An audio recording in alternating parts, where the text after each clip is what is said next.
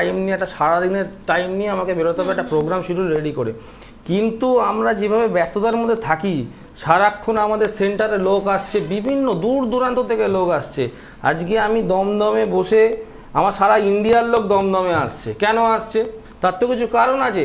তাহলে আমাকে যদি মানুষের সেবা দিতে হয়, পরিষেবা দিতে হয়, মানুষের সাথে থাকতে হয়, আমাকে তো সেন্টার ছেড়ে বেরো আসার 1 সেকেন্ড সময় পাচ্ছি না। মানুষরা আসছে, উপকৃত হচ্ছে। আমাকে যদি সারাদিন চ্যানেলে চ্যানেলে ঘুরে বেড়াতে হয়, তা মানুষের সঙ্গে আমি সম্পর্ক স্থাপনটা করবো কী করে? মানুষের সঙ্গে সম্পর্ক স্থাপন করতে গেলে, মানুষকে পরিষেবা দিতে গেলে বারবার এ চ্যানেল ও চ্যানেল করে প্রোগ্রাম করলে মানুষকে পরিষেবা দেওয়া যাবে না। তাতে নিজের বিজনেস করার উদ্দেশ্য নিয়ে যারা করে, তারা চ্যানেলে চ্যানেলে প্রোগ্রাম করে। আর যারা মানুষ আমায় চেনে, যে বারবার পরিষেবা দিয়ে আসছে এবং যে কম খরচে দিয়ে আসছে পরিষেবা, সেই পরিষেবা হয়তো কলকাতা এবং পশ্চিমবঙ্গের বুকে শুধু মনে হয় মা সারদা জেমস অ্যান্ড জুয়েলারি দিয়ে চলছে।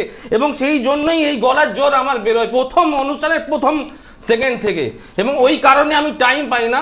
এবং তার জন্য আমার যারা দর্শকবৃন্দ, যারা বারবার বলে দাদা আপনার লাইভ দেখতে পাই না কেন, তাদের কাছে আমি ক্ষমা চেয়ে নিচ্ছি, যে আমায় ক্ষমা করে দেবেন। হয়তো এই প্রোগ্রামের পর আবার হয়তো আমি 2 বছরের পরে আসবো।